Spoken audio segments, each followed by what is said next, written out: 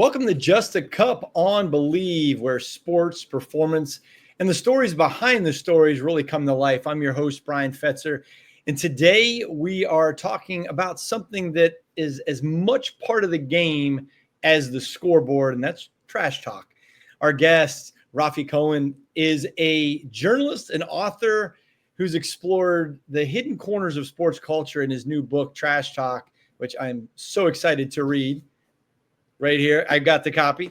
We're going to dive deep into the art of psychology and the impact of kind of the verbal gamesmanship, I should say, from the pros who weaponize it to the unspoken roles that kind of govern it. And whether you're getting an opponent's head or rallying really around your team, we're going to uncover why a good game, talking a good game, can be just as important really as playing one. Man, welcome to the show. I might be more excited about this than really any show I've kind of done in a long time because I love trash talking. Yeah, thanks, Bryan. Thank you so much for having me. And I love to hear that. And, I can't say I'm surprised. The truth is that we all love trash talk, right? It's kind of the juicy stuff. It's the stuff that gets our blood pumping. It's the stuff of, not just sports, but Twitter wars and clickbait headlines and reality TV. So, it's verbal gamesmanship, it's performance science, it's mental toughness. It's a little bit of everything. And there's always underscoring it, just that extra ounce of drama, right? That invests us into what's happening on the field. Yeah. So, okay, you've written a very unique book that's kind of, I would say it's often overlooked, but it's often not spoken about. What led you to kind of look at the hidden layers of this kind of the game? Yeah, right. Is it underexplored or overlooked, right? I would say, yeah. So I think you're right to say it's not overlooked because everybody who plays sports knows exactly what trash talk is. But at the same time, it's very much so underexplored because while we know what it is, we've never really taken the time to actually understood what's happening underneath the surface, right? What's happening underneath the hood. And, that for me was one of the, main reasons I wanted to take on this topic. I've been playing sports my entire life. I was a kid of the 90s, fan of the New York Knicks. Coming up, guys like John Starks and, their rivalries with Reggie Miller and Michael Jordan and everyone else. So trash talk was always in the air. And these kinds of guys, those guys like Reggie Miller and Gary Payton were always so magnetic, right? When you watch them play, there's something that just draws you to them and brings you in. And there's something almost edgy and it feels almost kind of dangerous about them. And you couldn't put your finger on it. And then as I get older and I'm playing sports my entire life, at the Dodge YMCA in Brooklyn, and you see the different kinds of trash talkers that come in the gym, and you feel a different energy, right, based on the way that different guys talk trash. And I just kind of wonder what's happening here. And the weird part, or maybe it's not so weird, is that there had never been a book about trash talk before. Right before this is the first ever book about trash talk. And it makes sense when you start to think about what trash talk really is. And I mean that from just like a literal linguistic, perspective. It is a new name for an ancient behavior of competition. Interesting. Right? People have been talking trash since the Bible and the Homeric poems, right? Trash talk goes back, as far, to basically the beginning of time. And if not that, at least the beginning of language. But at the same time, when the term trash talk emerged in the early 1980s, we didn't really make that connection, right? We didn't see it as part of the same tradition as bench jockeying in baseball or, razzing in whatever other sport. And we kind of framed it as this brand new thing, right? Emerging out of, the sort of fledgling cultures of, hip hop and playground basketball. And it kind of got this, modern, specifically Black American, framing put around it. And for a lot of us, it kind of blinded us to like the deeper roots that have always been underneath it. And so as a result of that, it's kind of been pushed off to the side because a lot of the stories that were written about trash talk in the early 1990s sort of, creating this phenomenon, right? There were so many trash talks. There's a quote from the New York Times in 1993. There's a long New York Times feature story about trash talk. And it said 1993 is destined to be the year of trash talk, because suddenly these stories were popping up everywhere. But then just as suddenly, everyone started to freak out about it, right? Everyone was like, this is not sportsmanlike. We can't have this in our games.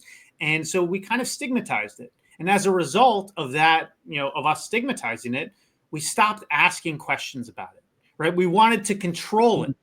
But you can't control something you don't understand, right? And so we've spent 30 years just kind of like in this back and forth dance with trash talk, and people are falling victim to it on the court, to mental manipulation, because they don't actually know what's happening, right? If you want to be a better, more strategic, more effective trash talker, or if you want to better respond in any situation, you need to know how this stuff actually works first. So to me, there was this great opportunity to take a deep dive into what is an ancient human phenomenon, ancient, behavioral phenomenon, Right.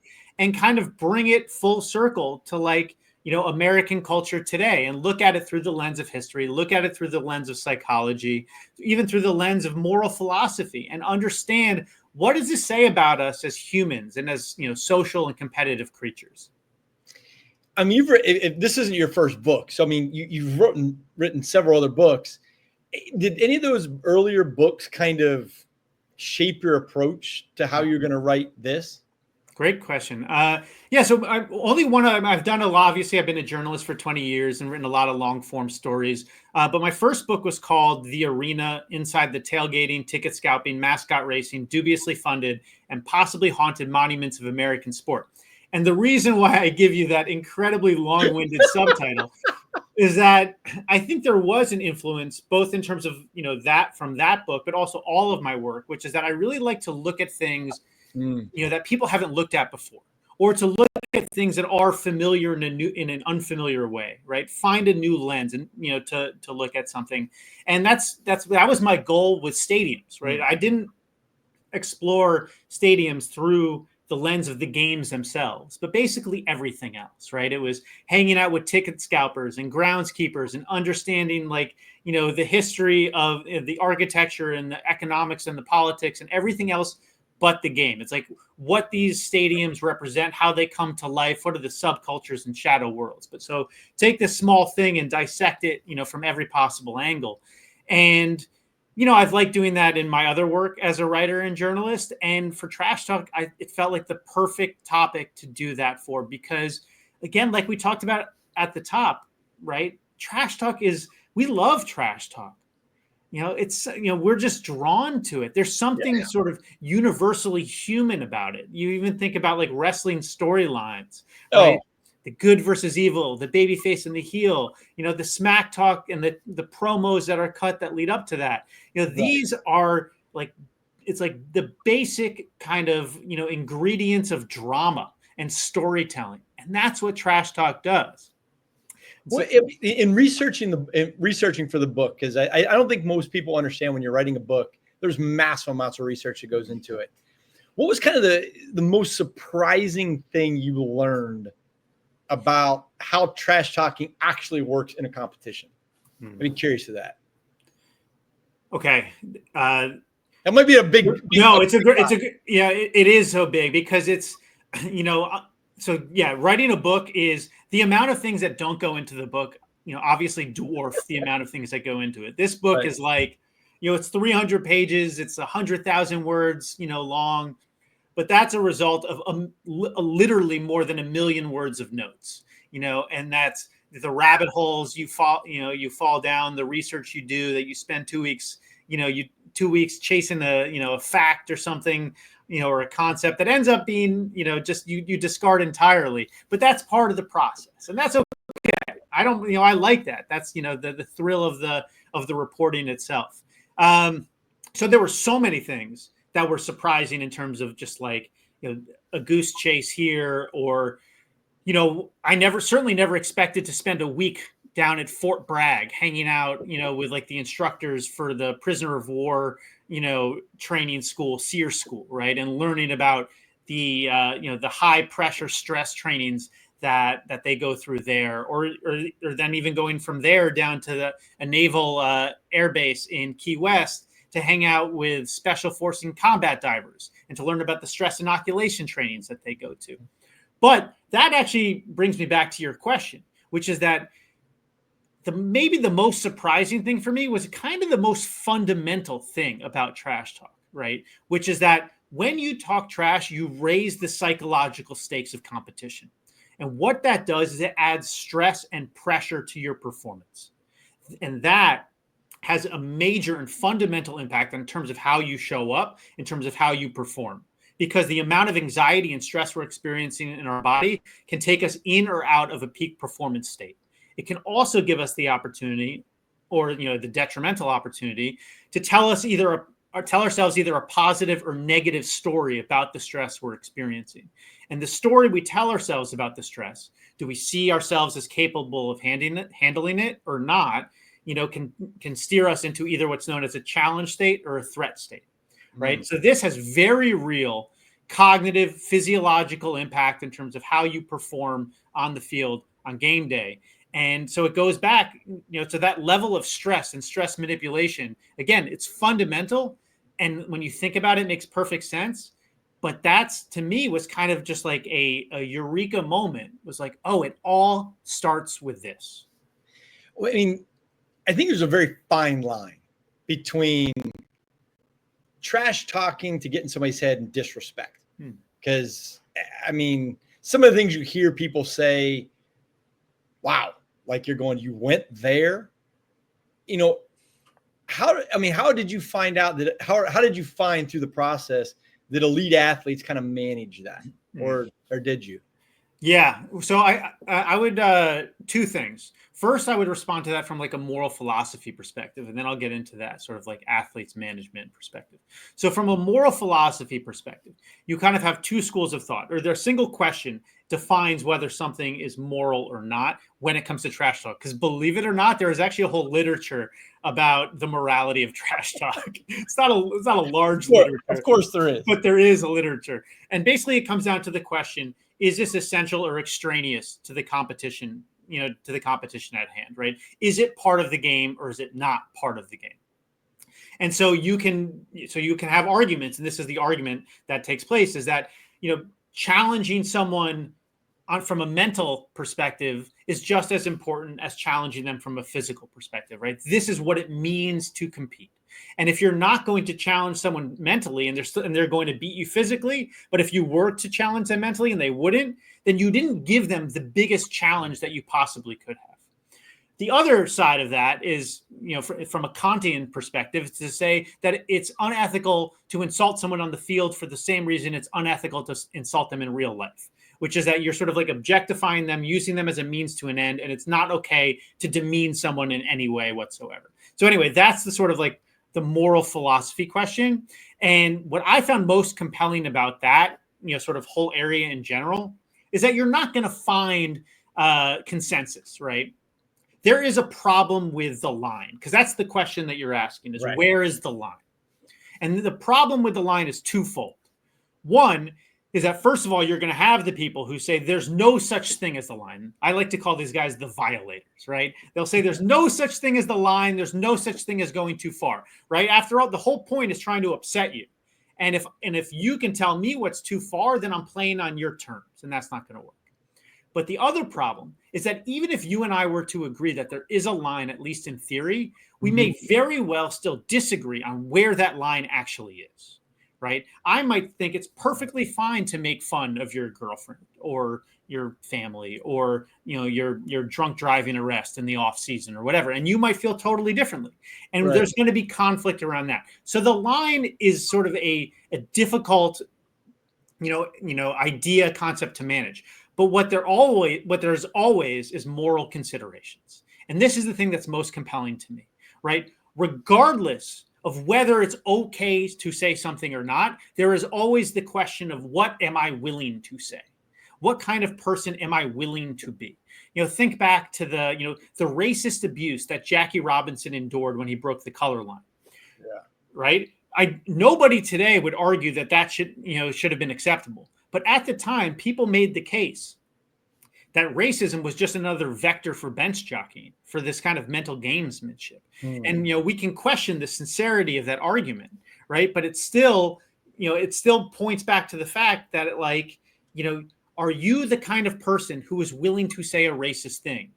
Like, even if it's technically allowed, because then that is part of who you are. And you have to carry that off the field with you. It's part of your, sort of global integrity as a person. And so to me, those kinds of questions are the most compelling in terms of what are we willing to sort of countenance, not just for ourselves, but also for each other, because these are the kinds of rules or that ultimately sort of define what kind of community do you want to live in? What kind of society do we want to live in? What kind of, team do we want to be a part of? And, so back to the question about how athletes manage it, BJ Armstrong told me that the best thing that refs could do would be getting out of the way, because the players would manage it themselves, right? You get an elbow in the kidneys when you go too far. Yep. Right? Chris Cluey, the former punter, said, someone goes too far when they throw a chair at you. You've gone too far. So these kind of lines are negotiated in real time. And again, we might have different lines. And so there's not going to be like a codified rule of engagement. But at the same time, when you're on a team, when you're committed to being in a pro-social environment, these are the kinds of things we have to negotiate. What complicates that is that when we're on different teams, I might not care as much, right? Like in terms of how you feel about whether you're going to throw a punch. I might be trying to get you to throw a punch, right? To get you kicked out of the game. So it does get complicated at times. No, that's real too. I mean, you try to get your opponent out of the game completely. Definitely heard stories about that. Is there one sport that you found trash talks the best? So the sort of obvious sports, right? Basketball, football, it's the most confrontational, closest up, in your face. So there's lots of good trash talk there. But I would say my favorite trash talk that I've heard actually came from soccer. And there wasn't quite as much. There's not quite as much because, the field is more spread out. Geographically, right. It just doesn't make as much sense. Like you're not as, in close contact. But there's this former soccer goalie named Shep Messing. And he, played in the Olympic team and, for the U.S., I think it was 1972. And then throughout the decade, he played in the North American Soccer League, the NASL, which is like the New York Cosmos and Pele. Yeah. He was on a team with Pele. And he was, maybe it's because he studied psychology as an undergrad and he understood the value, of, effing with his opponents. Yeah. But he really went above and beyond. And I'll give you three things that he did.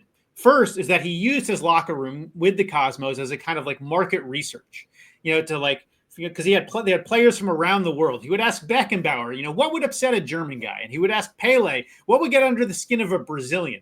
And then he would use this kind of like cultural insight to then talk trash to guys on the other team in a way that would be like most annoying and upsetting to them, touch on the most nerves. Okay, then next up, after that, what he would do is that there's this kind of stigma in soccer that goalies are a little bit touched, right? That you got to be a little bit cuckoo to play the position. Yeah. And so when Pele, what Shep Messing would do was at the start of a second half of a game, when the players were walking back out onto the field, he would find a guy on the other team, someone he kind of knew, and he would say, "Can I curse here? Yes or no?"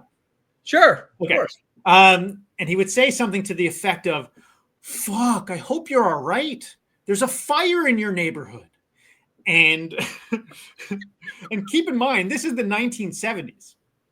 So the guy would have no way to check on this until after the game. And he would just freak out, right?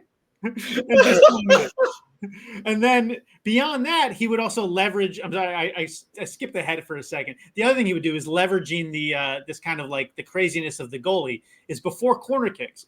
He would try to either wander around the field mumbling to himself about how he hadn't slept in weeks so that they would think he was a lunatic, or two, he would grab a guy kind of violently by the jersey on the other team. And then he would apologize and confess that he'd been off his meds for days and he's, sorry in advance for anything thing that I do today. So it's just getting guys to like second guess, how close do you really want to get to me? Yeah. So I would say maybe it's just Shep, but with Shep alone, I think, they kind of soccer takes the cake. Unbelievable. We are going to take a quick break, and we're going to come back. Rafi is telling us some great stuff. Book Trash Talk. You're listening to Just a Cup with myself, Bryan Fetzer, on the Believe Network. Find every episode at Believe.com or really wherever you get your podcast from. You can catch the video version on YouTube. Just look up Just a Cup, and you get that. And this episode is powered by Iron Faith Nutrition, faith-driven, science-backed supplements for natural health, vitality, and really whole body wellness. From joint support to immune health, Iron Faith Nutrition has got you covered. Visit ironfaithnutrition.com to learn more.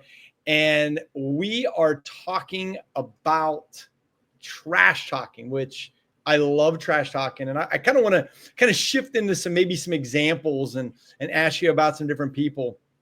You've interviewed athletes and experts for the book, and there are some, legendary trash talkers who kind of, stood out as a master of the craft. The person I think of when I think of trash talking is Larry Bird. I've watched so many videos of them, the NBA players talking about Larry Bird. And we were talking the other week, and you kind of mentioned a different side that I wouldn't have thought with Larry Bird in trash talking. I thought he was just, trying to get under their skin, but he had a little different point of view. Yeah. I mean, I think, that's part of it, right? Anytime you talk trash, talking trash is a test. You're presenting a challenge to the other person to see how they're going to respond. Are they going to wilt under the pressure? Are they going to respond in the right way?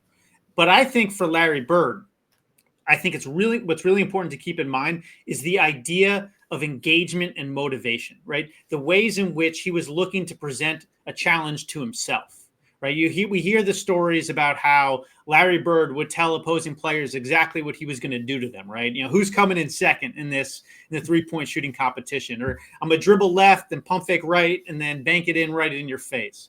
There's tons of stories about that. But he's not just doing that to try to, degrade the other person. I think he's doing it to give himself a challenge, to make sure that he's engaged with the game at hand. Because, one thing that we forget, and I'm sure you've seen it, you've definitely seen it up close, is that it's easy to take motivation for granted, especially in sports and especially among athletes, right? When you're competing at the highest level, it becomes kind of boring. You're doing the same thing every day. And it's hard to get your blood pumping, right, for just practice every single day, for just a game in the middle of January, in Minnesota or whatever, And so how can we kind of like play these mind games with ourselves to hold ourselves accountable, to make sure that we're going to give our absolute best? And the way that Larry Bird did that was by presenting a challenge to his opponents, because what he knew, explicitly or implicitly, was that when you talk trash to someone, that person is more motivated. That person is going to try harder. This is what's in recent, the research has actually shown that most people don't expect this. They expect that the targets of trash talk, that their motivation levels will decrease. That's what's known as a failed mental model. They don't anticipate what's actually going to happen. But Bird knew that when he went up to George Gervin before the game and he said, "Hey, Iceman, you got to drop 50 points on these guys," pointing to his own teammates, and to someone like Danny Ainge and saying he's scared of you, Ice. He's not doing that because it's reverse psychology. He's doing it because he wants to make sure that Gervin is engaged and motivated and going to give his absolute best, because he knows that in turn that will get the best out of himself too. And this is what's known in performance psychology as social facilitation. The idea that a rival can push you further than you can go on your own, right? And so that when we are in pursuit of greatness together, and if I can make you great, then that will make me even greater. Is there an example that you, in the research about, or when it kind of backfired and like some trash talking kind of did the reverse. Yeah, literally Michael Jordan's entire career, right? It's it's like the fact that MJ would just invent, these slights, right? That he would imagine that someone said something about him or didn't say hi to him in a restaurant or twist someone's words, to take it in a negative way. It's for the same reason that he knew he was looking for that spark. He was looking for that engagement. Warren Sapp, for his career, what he would do is he would ask his PR staff before games to scour newspapers and magazines across the country for whatever people were saying about him. And they would clip it out and they would put it into a little booklet. And, sometimes they would highlight the lines that they were saying about him. And he had a name for this. He would tell them, find the hate, because he knew that this was a fuel source for him. And there's loads of other examples, whether it's, Tom Brady using the slight of getting drafted 199th, whether there's actually there's a good story about Tiger Woods and this other golfer, Abraham Answer, who they were competing in the Ryder Cup or something against each other. Answer is Mexican-American. He was competing for the Mexican team. And someone asked him, like, who would you like to be paired with? And Tiger Woods was his favorite golfer. So he said, I would love to be with Tiger Woods. What an honor that would be, is sort of the implication. He didn't say that exactly. And Tiger took this as like a grave insult, like, oh, you want to be with me? And he did ultimately get paired with him. And he kicked his butt. And at the end of it, he said, well, Abraham asked for it. He got it. And so he had clearly, clearly deformed the intention of these words for his own purposes, right? And because he knew what they would do to him. Okay. If you could go back in time and witness one all-time trash talk exchange live, which would that be? Oh, man. David and Goliath. Come on. Let's go all the way back. I would say that probably is true. If I could see that. I'm sure there was some serious trash talking. Wow. He said, I will strike you down and cut off your head, big man. And then he baited him within range of his shepherd sling. And then it happened. That's, what? The fascinating thing about what you just said is when you think trash talking, it's always sport. In my mind, it's always sport. Sport. But trash talking is universal. Yes. I mean, yes, it is a universal behavior of competition. You do it with the guys. Yeah. When you're just being stupid, you talk trash. Yeah. And when you start thinking about all the way biblical times, it puts things in perspective of how long trash talking has been going on. Absolutely.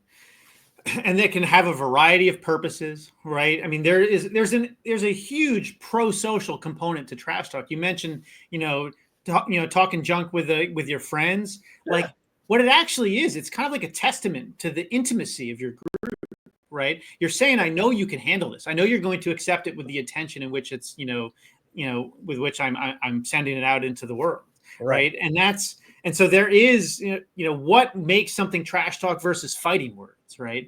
There's kind of like this level, this basic foundation of trust, love, something that has to hold it together. Otherwise, every time someone talked trash, we'd be throwing hands. And that's not what happens. And even when for example, that like someone on the other team, is talking trash to me, I can understand that provocation for what it really is, which is one, a test of my mental toughness, but two, also recognize that this is inherently an act of respect.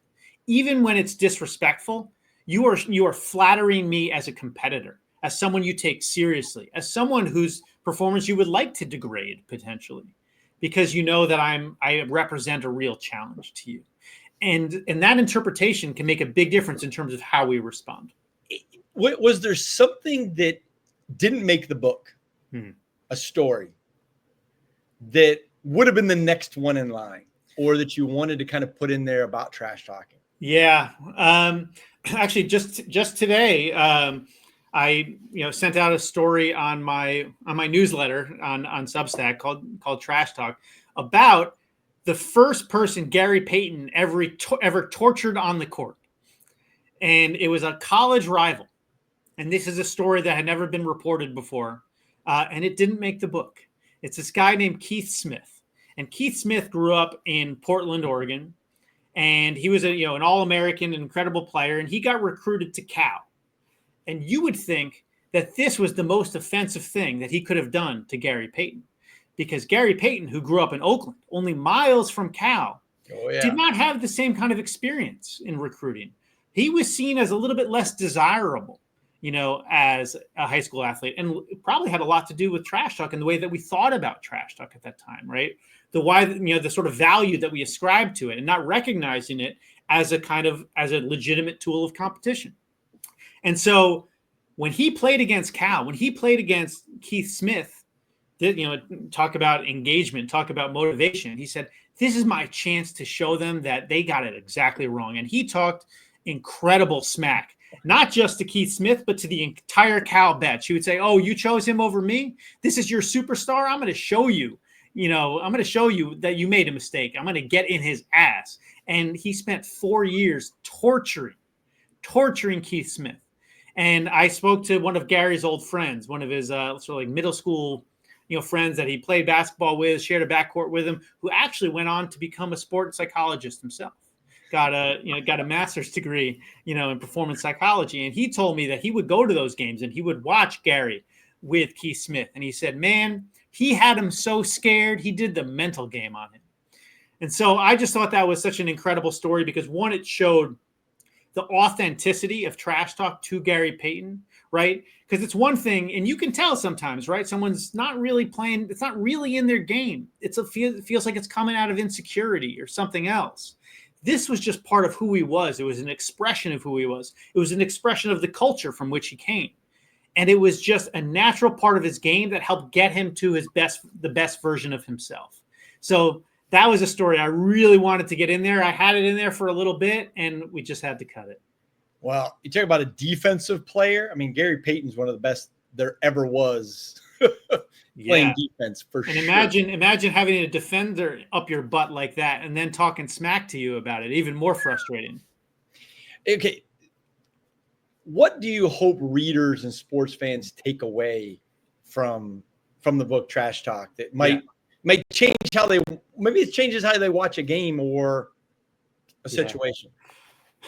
And I think, a big thing is sort of that fundamental aspect that we've just been talking about, the fact that it does go back to the beginning of time, that it, trash talk, cuts across culture, language, geography, and history, right? It's part of who we are as human beings. It's part of how we compete. So I think that's the first thing. The main thing is that when you start to understand that, you realize that this isn't something deviant. This isn't something, that just like unsportsman, people who are being unsportsmanlike do.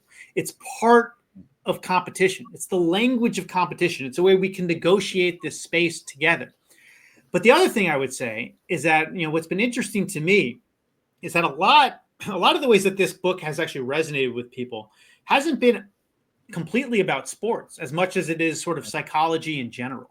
The ways that all of us deal with stress in the world, the way that all of us build resilience, the way that all of us sort of like understand failure and moments of challenge, right? And that we can actually learn a lot of lessons from the world of trash talk about what it takes to be great, about what it takes to perform under pressure, about what it takes to really build resilience through these lessons of on-court, of on-court performance, of on-court and of on-court failure.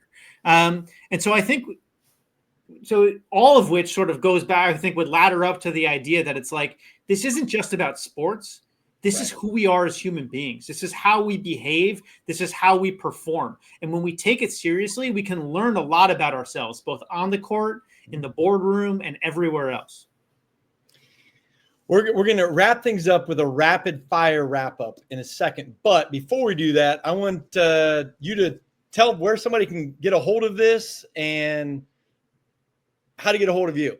Definitely. I mean, obviously the easiest place to get it would be on the internet, whether that's Amazon or Barnes & Noble, or even better yet, going somewhere like bookshop.org and buying it from a local bookshop, an independent seller.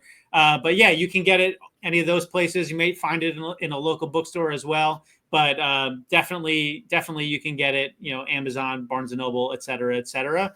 And You can find me on Substack, my newsletter. It's free. Talk about things like I said earlier, mental toughness, verbal gamesmanship, performance psychology, all through the lens of trash talk, but also going beyond that. My website is rafikohan.com. My email is on there. Always happy to chop it up. Love bringing these ideas out into the world. I love it. All right, Rafi. Before we let you go, we're going to finish up with a lightning round. Quick answers. First thing that really comes to your mind. Okay. All right. Best one-liner of trash talk you heard in the research. Oh man. I'm gonna get it wrong, but it's like if it's the Muhammad Ali, if you even dream about beating me, you better wake up and apologize, right? That Yeah, mine is Mike Tyson. I've got his glove up there. Everybody has a plan until you get punched in the mouth. That's a good one. Pretty good trash talk. If you could have a courtside seat for the greatest trash talk in history, except for the David and Goliath, let's go sports, what would you pick? Babe Ruth's called shot. 1932 World Series. The entire, all of Wrigley Field, including the Cubs bench, is insulting Ruth in, deeply personal, and upsetting ways. Literally, some of the Cubs players are out on the field screaming at him. This is the context that we don't always get, actually, for what led to Ruth pointing his finger out into at the outfield stands. He was responding to the challenge, and he responded in the most epic way possible. Wow. All right. What sport that you probably wouldn't think of, eliminate the basketball and football, what sport produces the most trash talkers? Cricket. Cricket. Believe it or not, there is a lot of trash talk in cricket, and it actually makes sense because cricket is a game that requires intense and unrelenting mental stamina, right? The batsmen have to be up, especially in red ball cricket, which is the longer form of the game. They have to be, at bat for hours or even days at a time. And if you make a single mistake, it ends your turn and it could ruin the chances for your team. So the possibility of getting under the skin of that batsman or saying something to distract them or, raising their stress levels to a point, that they start to feel threatened instead of challenged, there's a huge competitive advantage in that. So cricket is the sleeper sport for trash talk. And they don't call it trash talk. They call it sledging. Cricket would have its own terminology for something, for everything. Yeah. So especially all my British and Indian friends out there, it's crazy. I very rarely have I seen cricket, but I went to a cricket match when I was in Jamaica a number of years ago. And I remember, them asking me if I wanted to go to a cricket match. And I'm like, sure. We're there for this was not T20 stuff. This was real cricket. And, I'm sitting there and I'm like, we're there for hours. I'm like, how long does this thing last? And they go, oh, maybe 2 or 3 more days. I'm like, 2 or 3 days? That's crazy. Yep. But T20 is a little bit different and a little bit more fast paced. Yeah. The one day. Yeah. And it's actually interesting. I was just talking about this earlier today. It's a little bit off topic from trash talk, but it's one of the things that I spent time learning about. This is one of those rabbit holes I fell down that didn't make the book, is that even how you think about things like mental toughness and the behaviors of mental toughness take different shape within something like T20, white ball cricket versus red ball cricket, because the behaviors you want to train to are totally different because the risk tolerance changes, right? When you're in red ball cricket and you're up there for days and you're afraid of making a single mistake, you're much more risk averse and you need to train to that behavior. That becomes a mentally tough behavior. Whereas in white ball cricket, when it's faster paced and you need to take more chances, you can't have everyone being risk averse because you'll actually never get that winning score. So anyway, it's just funny that you mentioned that, just because I think it points to something interesting that when we say, or I say, mental toughness is the answer to trash talk because mental toughness is the answer to performing well under absolutely any kind of pressure. But what that looks like can be very different from one situation to the next. A mentally tough behavior is not universal. Wow. All right. I get 2 more questions for you.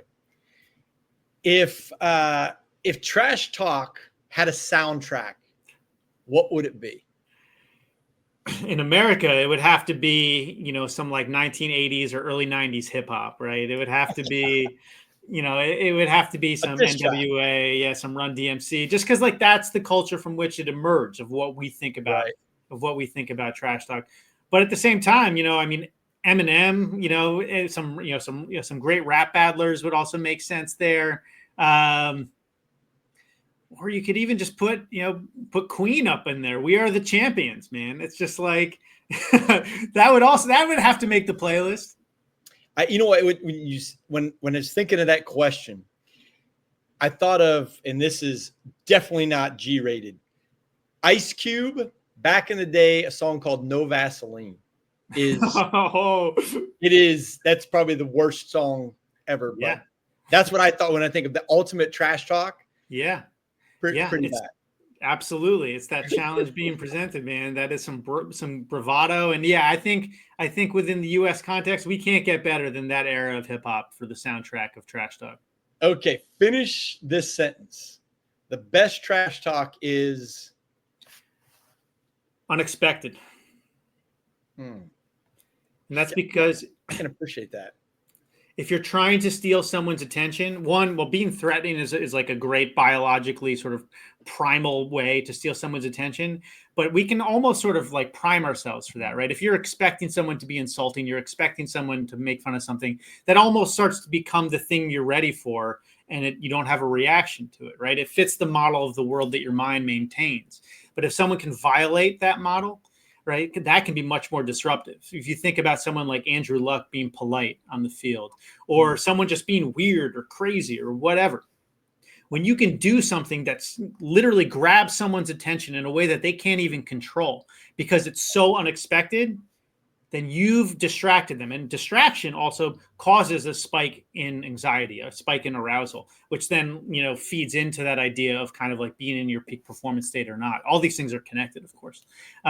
So I would say being unexpected. The other thing I was going to say was truthful. If I were to say two things, and that would feed more into that kind of like threatening component, because like if I can say something that's like a genuine insecurity that you have, right? A question that you have about yourself, and it starts getting you in your own head about that, that's pretty good too. That's very true. Man, I can think of a bunch of different trash talks that I've heard over the years after this. Man, I appreciate this. This wraps up today's episode of Just a Cup on Believe Network. Big thanks, Rafi. Unbelievable for pulling the curtain back on the art and the impact, really the impact of trash talk in sports. And special thanks to our sponsor, Iron Faith Nutrition, science-backed supplements designed to help you fuel your health, performance, and recovery. Check them out on ironfaithnutrition.com. Be sure to subscribe to Just a Cup on wherever you get your podcasts, Apple, Spotify, kind of wherever it is. And then also subscribe to us on the YouTube channel. Tons of it. We also have a lot of clips from a lot of the different shows that we've had over the last year and a half or two. And until next time, keep chasing performances, purpose, and, maybe have a great cup of coffee while you do it. Thanks so much, Brian.